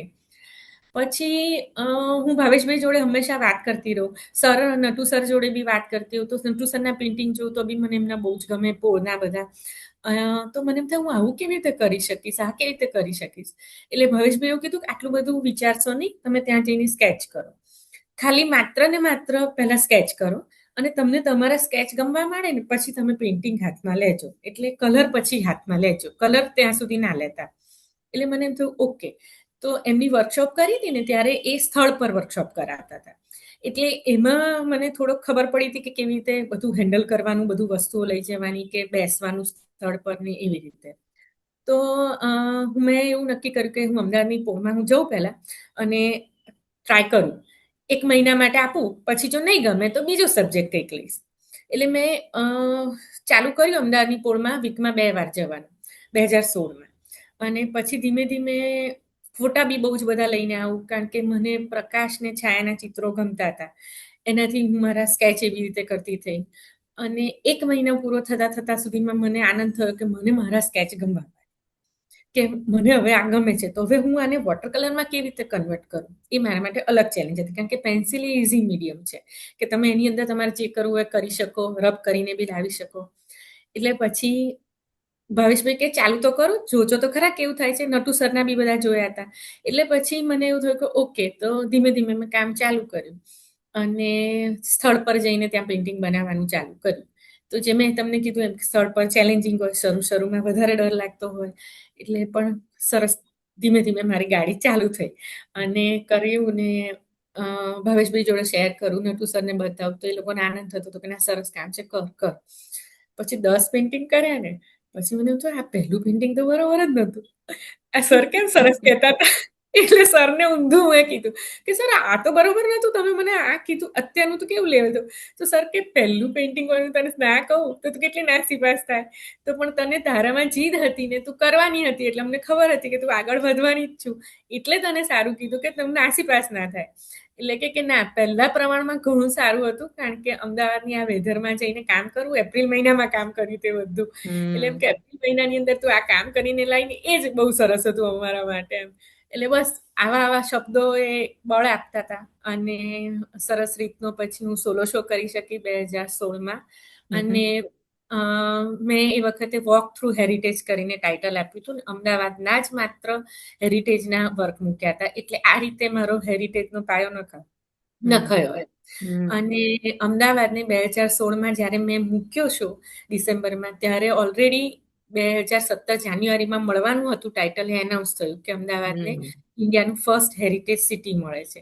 તો એક બહુ જ આનંદ થયો કે મને કુદરતે કે ભગવાને આ કામ કરાવડાયું કે અમદાવાદનું એક દસ્તાવેજ થઈ રહ્યો છે મારા થ્રુ એમ. તો એક બહુ જ એક અલગ લાગણી અનુભવી કે મને મારું જ સુંદર રીતે સિટી કરવા મળ્યું, એમ કે આ રીતે હું કરી શકું છું, કંઈક આ રીતે હું એમાં યોગદાન આપી શકું છું. એટલે બસ પછી તો મને એવું થયું કે હવે મને જ્યારે બી જ્યાં ચાન્સ મળશે ગુજરાતમાં કે ગુજરાતના બહાર ભારતમાં, તો હું આ ચાન્સ છોડીશ નહીં, અને હું પ્રયત્ન કરીશ કે હું હેરિટેજના વધારે જગ્યાએ જઈ, સ્થળોએ જઈ, મુલાકાત લઈ અને એના પેઇન્ટિંગ કરું. એવી રીતે કદાચ આ પાયો ન ખરો. તમે આઉટડોર એટલે કે પ્લેન એરનું કામ કરો છો, હેરિટેજનું કામ કરો છો, સ્થળોના ચિત્રો બનાવો છો, એટલે તમારા કામમાં જે આંખે ઉડીને વળગે એવું એક તત્વ છે તે પ્રકાશ અને પડછાયાનું સંયોજન. તમે એનો ઉલ્લેખ તો કર્યો, પણ એનું મહત્વ તમારા ચિત્રોમાં શું છે એ જો તમે શબ્દોમાં મૂકી શકો તો થોડુંક સમજાવો. એને માટેની થિયરી તો ઘણી બધી છે, અને કદાચ ઘણા બધા ચિત્રકળાના પુસ્તકોમાં એ વાંચવા મળી શકે, પણ મારે તમારી પાસે તમારા પોતાના અનુભવો સાંભળવા છે આ બાબતે. એટલે મને એવું લાગી રહ્યું છે કે પેપર ઉપર જ્યારે પેન્સિલથી કામ કરીએ તો એક સ્પોટને તમે તમારામાં કન્વર્ટ કરી, એટલે તમારી અનુભૂતિથી કન્વર્ટ કરીને તમે જે જગ્યાએ કોન્ટ્રાસ્ટ ઊભો કરીને પ્રકાશ બતાવો છો, એટલે ગોલ્ડન સ્પોટ કહો કે આઈ કેચ કરવા માટે કે એવી રીતે, તો મને એવું લાગે છે કે પેઇન્ટિંગ પ્રમાણે મારા મતે મને એવું લાગે છે કે કશું જ નહીં, તમે એક પ્રકાશને બતાવી રહ્યા છો વ્યુઅરને, તો એ કદાચ એવી રીતે કે હું કદાચ કંઈ બી કરું ને તો મને એવું લાગે છે કે હું સીધું સ્પોટની અંદર પહેલું એક જ જોઉં છું કે મને ક્યાં સૌથી સુંદર દેખાય છે અને કઈ જગ્યાને હું લાવી શકીશ મારા ચિત્રમાં. તો મને એવું લાગે છે પ્રકાશ અને છાયાનો જ એક સરસ મજાનો એ લોકોનો પ્લે હોય છે. તો મને એ કરવું ગમે છે. તો કદાચ શબ્દોમાં કદાચ હું એ એક્સપ્લેન નથી કરી શકતી, મને એવું લાગે છે. પણ ચિત્રની અંદર અંધકાર હોય છે અથવા તો આકાર આપે છે, તો એ જે આપે છે એ પ્રકાશ આપે છે અને ડેપ્થ આપે છે. તો મારા મતે એવું લાગે છે કે પ્રકાશ થી ડેપ્થ અને આકારને, ડાયમેન્શનને ક્રિએટ કરવામાં વધારે સારું પડે છે, એવું હું કહી શકું. તમે ક્લાસ પણ લો છો, વિદ્યાર્થીઓને ચિત્રકળા શીખવાડો છો, તો એના વિશે વાત કરો. એનો અનુભવ તમને કેવો છે? અને શીખવાડતા તમે પણ શીખતા હશો. કોઈ પણ શિક્ષક જ્યારે શીખવાડે છે ત્યારે જાતે પણ શીખતો જ હોય છે. એટલે શીખવાડતા તમને શું શીખવા મળે છે? અને બીજો મારો પ્રશ્ન, જે મૂળ મુદ્દો છે, તે એ પણ છે કે કોઈ પણ કળા અથવા ચિત્રકળા કેટલી હદે શીખવાડી શકાય? 2022માં અહીંયા અમદાવાદમાં એક કનોરિયા સેન્ટર છે. તો એ લોકોએ મને એપ્રોચ કર્યો હતો કે તમે અહીંના સ્ટુડન્ટને, એટલે એ લોકો છે ને એક આવો કોર્સ છે કે જેની અંદર આખા વર્ષની અંદર એ લોકો બધી જ જાતના મીડિયમો ઇન્ટ્રોડ્યુસ કરીને શીખવાડતા હોય છે. સવારનો આવો કોર્સ હોય છે, સવારે હોય છે. તો એમાં સ્ટુડન્ટ પણ એવું હોય છે કે 18+ હોય, એટલે કોઈ બી એજના હોય, આપણી જેમ શોખથી કરતા હોય, કોઈ બી એજના, એટલે 70 વર્ષ સુધીના પણ હોય, 75ના પણ હોય, ને 20-22 વર્ષના બી બાળકો હોય છે. તો મને એપ્રોચ થયો કે તમે અહીંયા શીખવાડશો વોટર કલર એમ. તો પહેલાં તો મને એમ થયું કે હું શીખવાડી શકીશ, હું એ આપી શકીશ બધાને એમ કે મારામાં જે છે, કારણ કે ટીચિંગ કર્યું નહોતું. એટલે ટીચિંગ અલગ હોય છે અને તમે ચિત્રો કરવા અલગ હોય છે. ભલે તમે ગમે તેટલા શો કરો પણ તમે ગુડ ટીચર હોવા જોઈએ. એટલે મને એવું થાય કે હું ખરેખર એ લોકોને હું આપી શકીશ ખરી ને, કે હું અન્યાય તો નહીં કરું ને, પહેલાં તો મેં એ વિચાર્યું. અને મેં 2 દિવસ લીધો તો ટાઈમ અને મને એવું થયું કે હું શા માટે આ ચેલેન્જ ના લઉં એમ. અને મને ક્યાંક અંદરથી એવું છે કે મારે આપવું છે બધાને એમ, કે મને જે નોલેજ છે તે વહેંચવું જોઈએ એમ. એટલે મને એવું થયું કે ઓકે તો હું ટ્રાય કરું એમ. એટલે મેં એમને પૂછ્યું કે તમારે કંઈક કોર્સ હોય છે કે કેવી રીતે કરવાનું? એટલે કે ના, તમારે જ કોર્સ બનાવવાનો. એટલે મારા માટે એક ચેલેન્જ હતી કે મારે આ કોર્સ બનાવવાનો કેવી રીતે, શું, કારણ કે બેઝિક નોલેજ આપવાનું હતું. અને મેં પૂછ્યું કે એ લોકોને પર્સ્પેક્ટિવ ને એવું આવડતું હશે, એટલે કે આ થોડોક પર્સ્પેક્ટિવનો ક્લાસ ગયો છે. એ લોકોને મેં જ્યારે શીખવાડ્યું ત્યારે 3 ક્લાસ જ ગયા હતા, વધારે નહોતું થયું. એટલે 1 મહિનાનો પર્સ્પેક્ટિવનો ક્લાસ હોય, 1 મહિનાનો પોર્ટ્રેટનો ક્લાસ હોય, એવી રીતે એ લોકોએ થોડુંક કરેલું હતું. અને 1 મહિનાનો આ વોટર કલરનો કોર્સ કરાવવાનો હતો. એટલે તમે બહુ જ બધું ના સમજાઈ શકો, પણ કોઈકને ફીલ તો કરાવી શકો કે તને વોટર કલર ગમતું હોય તો કોઈ માણસ એમાં આગળ વધી શકે. એટલે મેં મારી રીતે કોર્સ ડિઝાઇન કર્યો, થોડુંક ઇન્ટરનેટ પર જોયું, થોડુંક પર્સનલી ફોન કરીને 1-2 જણને પૂછ્યું કે તમે ટીચિંગ કરો છો, કેવી રીતે કરો છો, શું કરો છો. એમ કરીને મેં એવી રીતે કોર્સ કરીને ડિઝાઇન કરીને એ લોકોને શીખવાડ્યું. એમાંથી બહુ જ બધા લોકોને પર્સ્પેક્ટિવ પણ એમાં થોડુંક આવતું હતું, એવી રીતનું પણ શીખવાડ્યું. એટલે એ લોકોને બધાને બહુ જ આનંદ થયો. તો એ લોકોએ મને એપ્રોચ કર્યો કે તમે અમને ટીચિંગ કરાવો. હવે એ વખતે મને નહોતું જ ફાવે એવું, કારણ કે દીકરાના લગ્ન હતા ને એવું હતું, એટલે મેં ના પાડી. પણ મેં કીધું નેક્સ્ટ યર કદાચ હું વર્કશોપ કરું કે એવું કંઈક કરું. પણ જે પોસિબલ ના થયું. અને એમાંના 2-3 જણાનો ખૂબ આગ્રહ અને 2-3 વખત મને ફોન કરીને કીધું કે ટીચર અમને તમારી જોડે શીખવું છે મેમ. કેમ કે તમારી શીખવાડવાની, એ લોકોને કદાચ મારી શીખવાની સ્ટાઇલ ગમી, કાં તો મારી જર્ની એમને ક્લિક થતી હતી કે અમે બી તમારી જેમ જ આવી રીતે, અમારે બી બાળક છે ને અમે આવી રીતે કરી રહ્યા છો, એવી રીતે. તો અમે તમને વધારે મેન્ટોર તરીકે એ કરી શકીશું એમ. તો મને એવું થયું કે ચલો તો હું આ બી હવે નવું કંઈક ચાલુ કરું. પણ મેં તમને કીધું એમ કે હું પ્લેન ક્યારે કરવા જાઉં, હું બહાર જાઉં, કામ કરતી હોઉં, તો મારે બી રજા હોય કે એવું હોય, એટલે મને એવું થયું કે હું બરોબર આપી શકીશ કે નહીં આપી શકું. એટલે નક્કી કર્યું કે ઓકે ચલો તો ચાલુ કરીએ. તો મેં એમને પહેલાં એવું કીધું કે આપણે 2 ટન એવા લઈએ કે તમને ના ફાવે તો તમે મને કહેજો અને મને નહીં ફાવે તો હું તમને કહીશ. કારણ કે કદાચ હું ના બી આપી શકું, મને નથી ખબર એમ.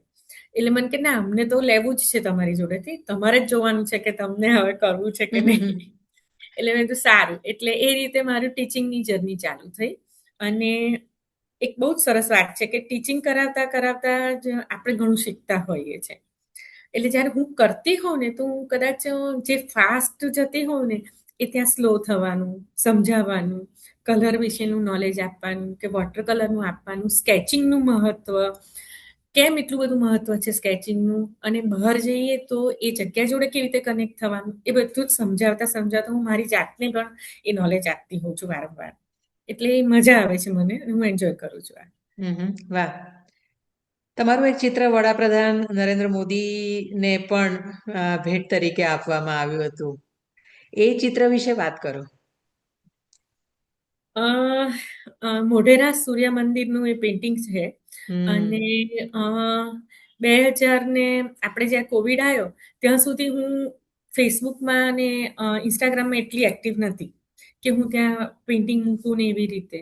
પણ જ્યારે કોવિડ આવ્યો ને ત્યારે આ વાતમાં હું આ વાત કહી પછી આપણે એ વાતને કરું. કોવિડ આવ્યો ને ત્યારે એવું થયું કે બધા મને એવું કહેતા હતા કે હવે બધાનો બદલાઈ જશે, કેવી રીતે પેઇન્ટિંગ કરીશું, શું કરીશું ને કરી શકીશું આપણે આવી રીતે કે ઘરમાં બંધાઈને ને, કારણ કે આ પ્લેન એરથી આપણે ટેવાયેલા હોઈએ ને એવી રીતે. તો મારી દીકરીઓ કીધું મમ્મી તું જે કામ કરે ને એ તું હવે ઇન્ટરનેટ પર મૂક. એટલે શું થશે, ઘરે જ બધા છીએ, બધા જ ઇન્ટરનેટનો સહારો છે અત્યારે બધાને કનેક્ટ થવાનો. તો તને બહુ જ સરસ રીતે મળશે કનેક્ટિવિટી. એટલે મેં છે ને એવી રીતે મારા બધા પેઇન્ટિંગ મૂકવાના ચાલુ કર્યા હતા. તો એમાં મોઢેરા સન ટેમ્પલ પણ મૂકેલું હશે. તો અમુક અમદાવાદના આર્ટિસ્ટો બધા જોતા હોય એટલે એમને ખ્યાલ હોય કે આરતીબેને આવું કરેલું છે, સ્થળ પર જઈને અમુક પેઇન્ટિંગ કર્યા હોય ને એમનું ધ્યાન હોય. એટલે હું નાની નાની વિડીયો બી ઘણી વાર મૂકું, ઘણી વખત પેઇન્ટિંગ મૂકું એવી રીતે. તો એક દિવસ એક આર્ટ ક્યુરેટરનો રાત્રે 12 વાગે ફોન આવ્યો કે મને તમે સૂર્ય મંદિરનું પેઇન્ટિંગ કરેલું છે મોઢેરા મેં કીધું હા. તો કે તમારી પાસે છે કે સેલ થઈ ગયું છે? મેં કીધું ના, મારી પાસે જ છે. તો કે તમે મને અત્યારે આપી શકો? એટલે મને એમ થયું કે મને રાતે 12 વાગે આવો એપ્રોચ કર્યો છે ને આવી રીતે કર્યો. તો જરા હું એ વખતે મારા ફાધરને એક નાનું ઓપરેટ કરેલું હતું, તો મમ્મી બી મારી જોડે ને અમે હોસ્પિટલમાં હતા. તો મમ્મીને તો પહેલો જ પ્રશ્ન કે આવી રીતે રાતે ફોન કરે તને કોઈએ? આપણા પેરેન્ટ્સ આપણને એવી રીતે પૂછે. તો મેં કીધું ના મમ્મી, આ લાઈફમાં પહેલી વાર જ થયું છે, આ મને નથી ખબર કોણ છે ને શું. હજી તો હું વાત કરું એમની જોડે. એટલે એમણે મને કીધું મને તાત્કાલિક પેઇન્ટિંગ જોઈએ છે. કેમ શું એમણે મને પૂછ્યું જ નહીં. અને એમણે એવું કીધું તમે પેઇન્ટિંગનો ફોટા સાથે મને અત્યારે બધી માહિતી સાથે લખી કાઢો કે કયું પેઇન્ટિંગ શું છે, કેવી રીતનું કર્યું છે. એટલે બધું મેં માહિતી લખી કે વોટર કલરનું પેઇન્ટિંગ છે. અને એમને એવું કીધું કે તમે એની સાથે બધું જ મને ડિટેલ મૂકજો, તમારી પ્રાઇસિંગ સાથે. એટલે મેં મૂક્યું તો ઇમિડિયેટલી ફોન આવ્યો કે મને આ પેઇન્ટિંગ અત્યારે જ જોઈએ છે. હવે હું હતી હોસ્પિટલમાં, પેઇન્ટિંગ ઘરે હતું. એટલે પછી મારે મારા હસબન્ડને ઉઠાડવા પડે. એમને કીધું કે આવી રીતે આ પેઇન્ટિંગ એમને જોઈએ છે, લોકો આવે છે. એ લઈ ગયા તાત્કાલિક. એમણે મને બીજા દિવસે એવું કીધું કે કદાચ આ પેઇન્ટિંગ તમારું નરેન્દ્ર મોદીને ભેટ થવાનું છે. એટલે મને એમ જ થયું કે ખરેખર ક્યારે, શું, કેટલા બધા ક્વેશ્ચન થઈ જાય. મને કહો તો ખરા હું જઉં ત્યાં આ તે. પણ એમને કીધું કે એ બધું પ્રોટોકોલ પ્રમાણે છે એટલે તમે નહીં જઈ શકો. ઓકે, તમને ખબર કેવી રીતે પડી કે મારી પાસે આ પેઇન્ટિંગ છે? એટલે એમણે કીધું કે ગુજરાતના એક નામાંકિત આર્ટિસ્ટ હતા વિજયભાઈ શ્રીમાળી, એમણે એપ્રોચ કર્યો હશે કે તમારી પાસે આ પેઇન્ટિંગ. તો એમને એવું ખ્યાલ હતો કે આરતીબેન પાસે આ પેઇન્ટિંગ મેં જોયેલું છે, કરેલું છે એમણે. એટલે એમણે મને ફોન કર્યો હશે આવી રીતે. અને પછી 2 દિવસમાં છાપામાં આવ્યો ફોટા સાથે કે આપણા ચીફ મિનિસ્ટર ભૂપેન્દ્રભાઈએ અને ભાજપના લીડરે ભેગા થઈને આવી રીતે શ્રી નરેન્દ્ર મોદીને પેઇન્ટિંગ ગિફ્ટ કર્યું. તો એક ગર્વની લાગણી થઈ કે મારું કંઈક હેરિટેજનું કરેલું કામ ક્યાં સુધી જઈ શક્યું એમ. કે કરેલું હતું તો થયું હતું, બરાબર. એટલે કઈ સપનું નતું જોયું કે કશું જ નહીં કે આવું જશે કે આવું કઈ આઈડિયા જ એને નથી. માટે તમે કોઈ પ્રયત્ન પણ નહોતો કર્યો. બસ એક પ્રયત્ન એ છે કે હું કામ કર્યા કરું બસ. અને મને એવી, એટલે આવું જયારે થાય ને ત્યારે એવું થાય કે ના, હું જે હેરિટેજનું કામ કરી રહી છું ને એ બરોબર પાથ ઉપર છું. અને મને એમાં આનંદ થાય છે મને કામ કરતા, તો હું એ રીતે કર્યા કરું. એટલે આવી નાની નાની ઘણી વખત જે બી થાય તો પેરેન્ટ્સને, ઘરમાં આજુબાજુ લોકોને એટલો બધો ગર્વ થયો ને કે કંઈક અનુભૂતિ જ અલગ થઈ. તમે અનુભૂતિ શબ્દ બોલ્યા એટલે પ્રશ્ન થાય છે કે તમે જ્યારે ચિત્રો બનાવતા હો ત્યારે તમારા મનની સ્થિતિ કેવી હોય છે? How do you feel? તમે કેટલા એકાગ્ર થઈ જાઓ? કારણ કે તમે બહાર કામ કરતા હો ઘણી બધી વાર, એટલે સાચી વાત. એકાગ્રતાનો પ્રશ્ન મોટો થાય. તમે આગળ પણ કહ્યું કે તમને ઘણા બધા લોકો આવીને તમારી સાથે વાતો કરે, પ્રશ્નો પૂછે. તો એક ચિત્તે કામ કરવું એ કલાકારને માટે ખૂબ જરૂરી હોય છે. એમાં તન્મયતા હોવી જોઈએ. આ બધા સાનો તાલમેલ કેવી રીતે થાય છે? તમારી મનની સ્થિતિ કેવી હોય છે? આપણને કોઈ બી કળા કરતી વખતે તમે એકાગ્ર થઈ જાઓ, તમને એક એક ઈશ્વરની અનુભૂતિ થતી હોય છે અને એક મેડિટેશન હોય છે. હું જ્યારે સ્થળ પર જઈને ચિત્ર કરું ને તો મારું મન એકદમ શાંત થઈ જાય. અને એક બીજી બી વસ્તુ છે બે સાથે, કે મન શાંત હોય ત્યારે આ વસ્તુ થઈ શકે છે. એટલે મનમાં બહુ જ બધા વિચારો સાથે તમે કરી ના શકો. એટલે હું એ ચિત્ર, એ સ્થળ, એને કેટલું કંઈક કરી શકીશ એવું બધું વિચારો બાજુમાં મૂકીને હું એક ખાલી રેખાઓ પાડવાની ચાલુ કરું. એટલે મન એટલું શાંત પડી જાય ને તમે કામ કરતા હોય ત્યારે, એને રેખાઓ આકાર લેવા માંડે અને તમારી લાગણી છે ને એ રંગો સાથે અભિવ્યક્ત થાય. એટલે ચિત્રમાં મનની લાગણી અંદર અંદર જતી જાય એટલે એક અલૌકિક અનુભૂતિ થાય. અને હું બહાર હોઉં ત્યારે કશું જ નહીં, કોઈ સવાલ પૂછે તો હું એમને એમ કહું કે હું અત્યારે હમણાં કરી લઉં, હું તમને જવાબ આપું છું શાંતિથી. પહેલા વચ્ચે આપતી હતી જવાબ, પણ પછી ધીમે ધીમે મેં એવું નક્કી કર્યું કે એક જ વસ્તુ આપણે આ કરી રહ્યા છે ને તો બસ આની અનુભૂતિ જ લેવાની. અને બીજું, ઘરે જ્યારે કરું ને ત્યારે હું મંત્રોને એવું વગાડતી હોઉં છું. એટલે પછી ગીતો પણ વગાડતી હોઉં છું, સુધિંગ મ્યુઝિક વગાડતી હોઉં છું. એટલે તમારું એક કળા બીજી કળાની અંદર જોડે થતી હોય છે. એટલે મેં કીધું ને એમ કે મનની અનુભૂતિ એક બહુ જ સુંદર આકાર લેતી હોય છે અને એક અનુભૂતિ અલગ જ હોય છે કે જે વર્ણવી ના શકાય. એટલે એક મેડિટેશન જેવું થાય છે. એ બહુ જ સુંદર અનુભૂતિ રહે છે. આપણે કળાઓની વાત કરીએ છીએ તો દ્રશ્ય કળાઓમાં તો ચિત્રકળા છે, શિલ્પ છે અને ફોટોગ્રાફી છે, મુખ્ય કળાઓ છે. એમાં ચિત્રકળા અને ફોટોગ્રાફી બે સમાન કહી શકાય કે સમાંતરે ચાલતી કળાઓ છે. બંનેમાં દ્રશ્યો ઝડપવાની વાત છે એટલા માટે. તમે હમણાં જ વાત કરી કે તમે જ્યારે કામ કરતા હો ત્યારે પીંછીના રંગોમાં તમારી લાગણીઓ ભળતી હોય છે. તો મને પ્રશ્ન એ થાય કે એક ફોટોગ્રાફર અમદાવાદનું એક ચિત્ર એના કેમેરામાં ઝડપે છે. એ જ ચિત્ર તમે તમારી નજરે એટલે કે એક ચિત્રકાર એની પોતાની નજરે જોઈને ત્યાં સ્થળ ઉપર બેસીને એનું રેખાંકન કરે છે, એમાં રંગો ભરે છે. તો એ બે ચિત્રોમાં શું ફરક તમે જુઓ છો? પહેલા તો હું એમ કહીશ કે ફોટોગ્રાફર છે ને એ જ્યારે કેપ્ચર કરે છે ને તો ઓફકોર્સ એની પણ એક સુંદર રીતે લેવાની એક અલગ રીતે વસ્તુ કરવાની કેપેસિટી હોય છે. દરેકની પોતાની અભિવ્યક્તિ અલગ હોય છે. એટલે એ સ્થળને બારીકાઈથી નિરીક્ષણ કરીને એનું બધું જ સરસ રીતે કેપ્ચર કરી શકે, કારણ કે કેમેરો લઈ રહ્યો છે એટલે બધું જ ડિટેલમાં એ કેપ્ચર થઈ જાય. જ્યારે ચિત્રકાર કરે ને તો એ સ્થળને પોતાની અભિવ્યક્તિથી વ્યક્ત કરી અને એ ચિત્ર બનાવે. એટલે એમાં ભાવના, એની લાગણી અને એના મન અને આત્માના અંદર અભિવ્યક્ત થતું હોય છે. એટલે ચિત્ર છે ને એ સ્થળ જેવું નથી રહેતું, કારણ કે દરેક ચિત્રકારની અભિવ્યક્તિ પ્રમાણે બદલાઈ જાય છે. જેમ કે હું હમણાં જ 10 દિવસ પહેલા જ બનારસ જઈને આવી, તો હું બનારસના જે ચિત્રો બનાવીને લાવી છું, તો હું એ જગ્યાએ બેસતી હોઉં તો હું એને આબેહૂબ નથી કરતી, હું એની ઇમ્પ્રેશન લઉં છું. એટલે તમને તરત ખબર પડી જાય કે આ બનારસ છે. પણ મેં બનારસને ઝીણી ઝીણી બારીકાઈથી જોઈ હોય કે અનુભૂતિ લીધી હોય કે ત્યાં બનારસનું શું, તો બનારસના વર્ષો જૂના મંદિરો, ત્યાંની નદી, ઓફકોર્સ આપણી ગંગાજી માતા, એમાં ફરતી બોટ હોય કે ત્યાં આગળનો ચહેલ પહેલ છે કે ત્યાંની છત્રીઓમાં બેઠાવેલા મહારાજ હોય કે જે વિધિ કરાવતા હોય, તો આ બધું મને એવું લાગે કે આ બનારસ છે. તો હું આ કેપ્ચર કરતી હોઉં છું. એટલે નહીં કે આખું આબેહૂબ જે દેખાય છે એ લેતી હોઉં છું.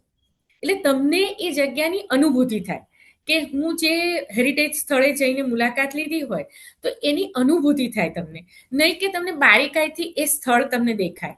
એટલે ચિત્ર અલગ રહેતું હોય છે અને ફોટોગ્રાફ અલગ હોય છે. એટલે ફોટોગ્રાફ મેં કીધું ને એમ કે એ એક્ઝેક્ટ બની શકે, ચિત્રની અભિવ્યક્તિ અલગ રીતે થઈ જાય છે. ગુજરાતમાં કળાના વાતાવરણ વિશે વાત કરો. અમદાવાદમાં તો અમદાવાદની ગુફા છે ને વગેરે આર્ટ ગેલેરીઝ ઘણી બધી છે. અને હવે ચિત્રકળાનું કે બીજી કળાઓનું વાતાવરણ ગુજરાતમાં બની રહ્યું હોય એવું અમને બહારથી લાગે છે. તમારો અનુભવ શું છે? ગુજરાતમાં કલાકારોની કદર કેટલી થાય છે? એમને પ્રતિષ્ઠા કેટલી મળે છે? એમને કામ કરવાનું વાતાવરણ કેવું અને કેટલું મળે છે? બહુ જ સરસ વાત કહી તમે. પહેલું તો મેં તમને કીધું ને એમ કે ગુજરાત સરકાર છે ને એ દરેક આર્ટિસ્ટને એની લાઈફમાં 7 વખત ગ્રાન્ટ આપે છે. એક વખત વિદેશની ગ્રાન્ટ આપે છે, 3 વખત ગુજરાતમાં પેઇન્ટિંગ કરવાની ગ્રાન્ટ આપે છે, પેઇન્ટિંગ એક્ઝિબિશન કરવાની ગ્રાન્ટ આપે છે, અને 3 વખત તમને ભારતમાં ગ્રાન્ટ આપે છે કે ભારતમાં તમે પ્રદર્શન યોજી શકો. એટલે એ રીતે તો ગુજરાત સરકાર મદદ કરે જ છે. બીજું, વાતાવરણ સારું એવું બદલાયું છે અને એનું કારણ એવું પણ હોઈ શકે કે હવેના ઇન્ટિરિયર આર્કિટેક્ટ એ લોકો પણ બધાને એવી રીતે ઇન્સિસ્ટ કરતા હોય છે કે તમે ઓરિજિનલ પેઇન્ટિંગ તમારા ઘરમાં લગાવો. અને આપણે પેઇન્ટિંગ સેલિંગની વાત અલગ છે કે લાખો કરોડોમાં સેલ થાય છે, એ વસ્તુ ગેલેરીની લોકોનું છે, એ આપણે વાત નથી કરતા. પણ ડાયરેક્ટ એપ્રોચ પણ હવે બધાનો થાય છે. જેમ કે હું ઇન્સ્ટાગ્રામ પર મૂકતી હોઉં છું મારા પેઇન્ટિંગ, તો મને ત્યાંથી પણ એપ્રોચ થતો હોય છે. એટલે હવે કદાચ એ વાતાવરણ થયું છે ગુજરાતમાં. હવે છેલ્લા 15 વર્ષથી વાતાવરણ બદલાયું છે. એટલે તમને જ્યારે પ્રદર્શન કરો છો ને ત્યારે શરૂમાં મને એવું થતું હતું કે કેટલા લોકો આવશે, શું આવશે, પણ હવે ઘણા બધા લોકો આવતા થયા છે. બીજું, અમદાવાદના ન્યૂઝપેપરો કે ગુજરાતના ન્યૂઝપેપરો છે ને, તો એ લોકો સારી રીતે આપણું પ્રદર્શનની માહિતી લેતા હોય છે. અને આ બધું ફ્રી ઓફ કોસ્ટ જ હોય છે. એ ન્યૂઝપેપરમાં ન્યૂઝ તરીકે મૂકતા હોય છે. અમુક અમુક કોલમની અંદર રૂટીનમાં આવતું જ હોય છે કે તમારું અહીંયા પ્રદર્શન છે કે અહીંયા પ્રદર્શન છે. એ રીતે સામાન્ય નાગરિકોને પણ માહિતી મળતી હોય છે. કે એટલે ફૂટફોલ સારો રહે છે, ઘણો સારો મળતો હોય છે ફૂટફોલ. કારણ કે આવી માહિતીથી બી લોકો આવે છે. એટલે મને એવું લાગે છે કે ગુજરાતનું વાતાવરણ બદલાયું છે. અમુક પ્રાઇવેટ સંસ્થાઓ પણ છે કે જે કામ કરી રહી છે, કે એ લોકો નાના નાના વર્કશોપ કરાવતા હોય છે, કે નાના નાના સ્થળ ઉપર જઈને, જગ્યા ઉપર જઈને ત્યાં આગળ એના કેમ્પ કરાવતા છે. એટલે એ રીતે કદાચ વાતાવરણ ગુજરાતના આર્ટિસ્ટો માટે ઘણું સારું થયું છે. ચિત્રકળામાં તમારા આદર્શ કોણ છે? ભારતમાં તો ચિત્રકળાની પરંપરા ખૂબ લાંબી સદીઓ જૂની છે. આપણે ત્યાં ચિત્રકળાની અનેક પદ્ધતિઓ, અનેક ટેકનિક, અનેક સ્કૂલ ઓફ આર્ટ છે. તેવી જ રીતે પશ્ચિમના દેશોમાં અનેક કલાકારો અને ફ્રાન્સ વગેરે દેશો તો કળાથી ખૂબ સમૃદ્ધ છે. જો વિશ્વ આખાનો તખતો જોઈએ તો એ બધાના પર નજર કરતા તમને તમારા આદર્શ કોણ લાગે છે અને કેમ? પહેલું તો મારા ગુરુ અને મારા મેન્ટર કે નટુભાઈ સર. એમને બહુ જ બધું નોલેજ હતું સર પાસે.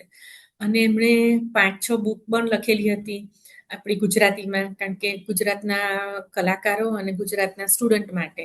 એટલે એ તો મારા માટે હતા જ સર, તો આદર્શ છે જ, હંમેશા રહેશે. અને ભાવેશભાઈ ગુજરાતનું એક બહુ જાણીતું નામ હતું, અને એમણે વોટર કલરમાં બહુ સરસ કામ કરેલું છે. તો ભાવેશભાઈ એ રીતે મને પહેલેથી જ એમનું ભાવનગરના છે ભાવેશભાઈ, અને મને એમનું પહેલેથી કામ ગમતું હતું. થોડું ઇન્ટરનેટ પર હતું એ રીતે. અમદાવાદની ગેલેરીમાં જ્યારે બી એમનું કામ આવે ત્યારે હું જોવા જતી હતી એ રીતે. એટલે ગુજરાતમાં તો હું કહું તો આ બંને આર્ટિસ્ટ તો છે જ. અને અમુક સરસ આર્ટિસ્ટ આપણા ગુજરાતમાં બીજા બધા બી ઘણા બધા છે. એ લોકોના નામ આપું તો જયંતભાઈ પરીખ કરીને સર છે, એ બરોડાના છે, એમનું સુંદર કામ રહ્યું છે. સુરતના ઘણા બધા આર્ટિસ્ટો છે કે એમના સરસ કામ છે. નટ્ટુ ટંડેલ કરીને સર છે કે એમનું સરસ સુંદર કામ છે વોટર કલરનું. કદાચ મને વોટર કલર હંમેશા આકર્ષણ રહ્યું છે, એટલે કદાચ મને એ રીતના હંમેશા રહ્યું છે. અને ગુજરાતની બહારના કહું તો આપણા ઇન્ડિયાના પ્રખ્યાત ચિત્રકાર રાજા રવિ વર્મા, કે જેમનું હમણાં જ પેઇન્ટિંગનું સુંદર, કેટલો બધો સરસ ઓપ્શનમાં એમને મળ્યું છે, વર્લ્ડ રેકોર્ડ થયો છે. એટલે એ તો હંમેશા હતા જ.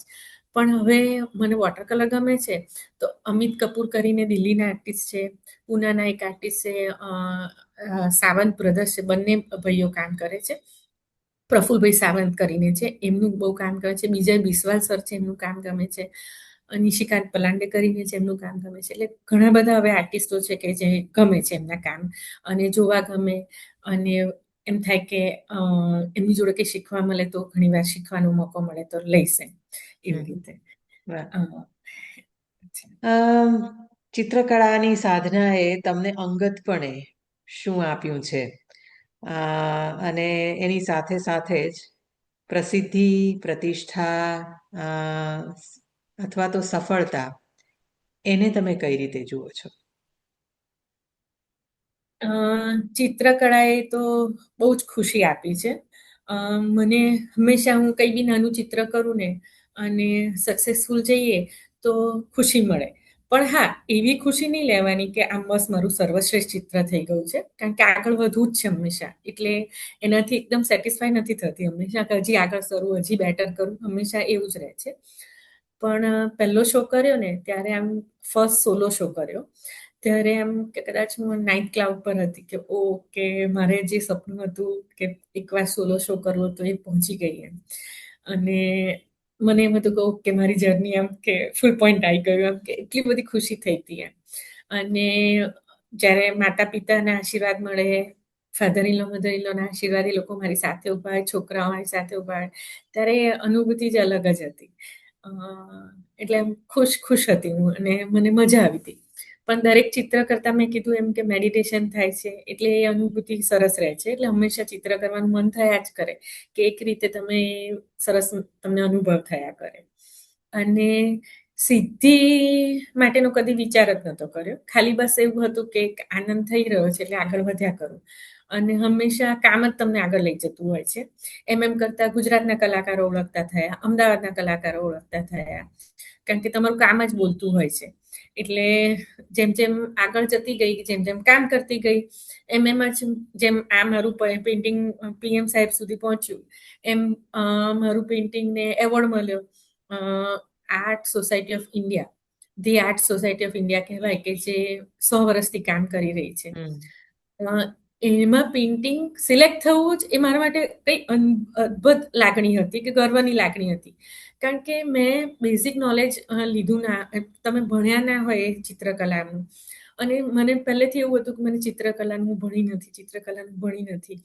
અને એ તમે તમારી રીતે ઘણી બધી અથાગ મહેનત કરીને તમે એ સ્ટેજે પહોંચ્યા હોય અને તમારું પેઇન્ટિંગ સિલેક્ટ થયું તો થયું ને, એમાં એવોર્ડ મળ્યો. અત્યારે હું તમને બતાવીશ, આ મારું કબૂતરનું જે પેઇન્ટિંગ છે ઉપર, એને એવોર્ડ. તમને કંઈક અનહદ અલગ જ લાગણી અનુભવો, કે કેટલાક ગુજરાતના આંગળીએ વેઢાઈ ગણાય ને એવા કલાકારોને જ ત્યાં મળ્યો છે એવોર્ડ. કારણ કે ભારતના નામ કેટલા બધા નામાંકિત કલાકારો ત્યાં આગળ એક કોમ્પિટિશનમાં મૂકતા હોય. અને જ્યારે તમને આવી રીતે થાય ત્યારે તમને એવું થાય કે તમે એક રાઈટ પાથ પર છો અને ઈશ્વરના તમને આશીર્વાદ છે, ત્યારે તમે અહીંયા પહોંચો છો. ગત વર્ષે તમને ગુજરાત સરકારનો લલિત કલા એકેડેમીનો પણ એવોર્ડ મળ્યો હતો. એટલે આવી રીતે એવોર્ડ મળે ત્યારે આનંદ તો થાય, એક સફળતાની લાગણી થાય, સફળતાની લાગણી થાય. તેની સાથે સાથે ક્યારેક ચિત્રો બનાવતા નાસીપાસ થયા હો એવું બન્યું છે ખરું? કોઈક વાર ફ્રસ્ટ્રેશન આવે, કોઈક વાર નિરાશા આવે, કોઈક ચિત્ર ધારા જેવું ન બને તો એમ નિરાશ થવાય, એવું થાય છે ખરું?